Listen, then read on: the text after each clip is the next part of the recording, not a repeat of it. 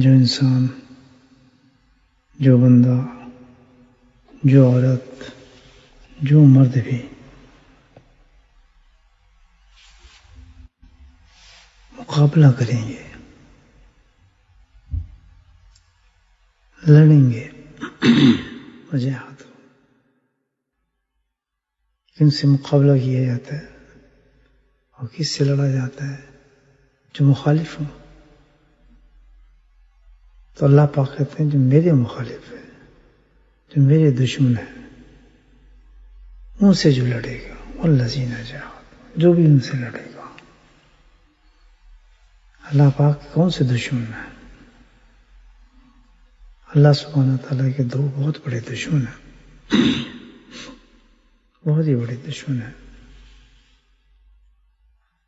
ایک ہے نفس اور دوسرا ہے شیطان.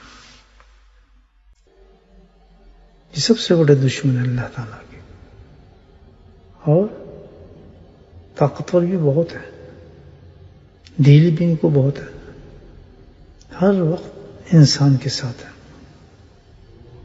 24 آور چاند نہیں چھوڑتے انسان کی، نہ نفس نہ شیطان. اور یہ نہیں کہ صرف ساتھی ہیں، بلکہ اپنا کام بھی پورا کرتے ہیں. کیا کام ہے ان کا؟ اللہ کی مخالفت کرنا. گھبراؤ نہیں، کتنی بڑے دشمن، ہمت اگر تم نے کر لی کہ میرے دشمنوں کے خلاف تم نے کام کیا، اگر ڈٹ گئے ان کے مقابلے میں، وجاہدوا فینا لنہدینہم سبلنا، سبحان اللہ،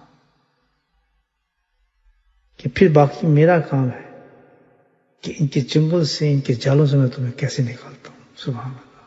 یہ نہیں کہ تمہیں ویسے چھوڑ دوں گا. جب تم میرے ساتھ دوستی نبھاؤ گے، میرے ساتھ دوستی نبھاؤ گے، میرے دشمن کے خلاف کھڑے ہوگے، میں تمہیں اکیلا چھوڑ دوں گا؟ کبھی نہیں. لنہدینہم سبلنا، میں پوری تمہاری مدد کروں گا، بلکہ ایسے ایسے راستے دکھاؤں گا تمہیں، ایسے ایسے طریقے بتاؤں گا کہ تمہارا کچھ بھی نہیں بگاڑ سکیں گے، چاہے کدھر سے ہیں، اوپر سے ہیں، نیچے سے ہیں، دائیں سے ہیں، بائیں سے ہیں. تم نے اگر پہل کر دی اور ہمت کر دی میری مخالفت میں، اور میرے لیے تم نے لڑائی لے لی ان دو دشمنوں سے، تو ایسی بات نہیں. اللہ تعالیٰ تو بہت طاقتور ہے. اللہ سے بڑی طاقت ہے کسی کے پاس؟ تو جس کا مددگار اللہ ہو جائے، اللہ کہتا ہے میں تمہارا مددگار ہوں، تمہیں اکیلا نہیں چھوڑوں گا. اب کتنا بڑا حوصلہ ہے، آپ یہ دیکھیں، انسان کو دے رہے ہیں، اس کو جواب دے رہے ہیں. وجاہدوا، مجاہدہ شروع کر دے. میں نے بھائی، میں تو نہیں مانتا تیری بات، میں آپ کو ناراض نہیں کر سکتا، میں اللہ کے لیے میں نہیں، اللہ سے مقابلہ میں نہیں کر سکتا. بھائی اللہ کا خوف اور ڈر انسان کو، چاہے کتنے بڑا بھی بار ہو انسان کا، انسان پہ کر رہا ہو شیطان، خوف اور ڈر انسان کو بچا لیتا ہے. فوراً اللہ کی مدد طلب کرے، چھوٹ جائے اللہ کی طرف. اللہ نے وعدہ کیا ہے نا، فینا لنہدینہم سبلنا، تو چھوٹ جائے. اللہ اللہ تعالیٰ نفس و شیطان مجھے بہت بیکار ہے، میری مدد فرما، میری مدد فرما. فون اپنی رفت اور چھوٹ جائے، پھر جائے. ایسے موقع پر اپنے آپ کو پیش نہ کرے اس چیز کے لیے. اور جب کوئی انسان ایسا کام کرتا ہے، سبحان اللہ، کہ اللہ کے ڈر کی وجہ سے اس گناہ کو چھوڑتا ہے، اس گناہ سے منہ موڑ لیتا ہے، شیطان اس کی بات نہیں مانتا، خالص کرتا ہے. یہ ہے اس کا طریقہ.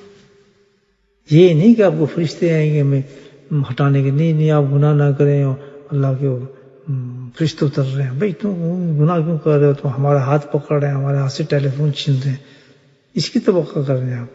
اسی تو اللہ نے کیا دیا، والذین جاہدوا. آپ کو خود لڑنا پڑے گا، ہمت کرنی پڑے گی، قدم اٹھانا پڑے گا. تو ہم تو اتنا قدم بھی نہیں اٹھا سکتے کہ اس کی بات کو انکار کریں اور اللہ سے مدد طلب کریں جس وقت شیطان زور لگا رہا ہے ایک اللہ کے احکام کو توڑوانے کے لیے، غلط کام کروانے کے لیے. اس کے ہاتھ ہی ڈاؤن کر دیں، اپنے آپ کو سیدھا کر لیں اس کے آگے.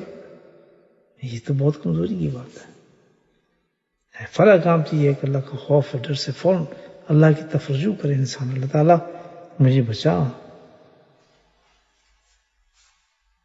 شیطان نفس مجھ پہ زور ڈال رہا ہے.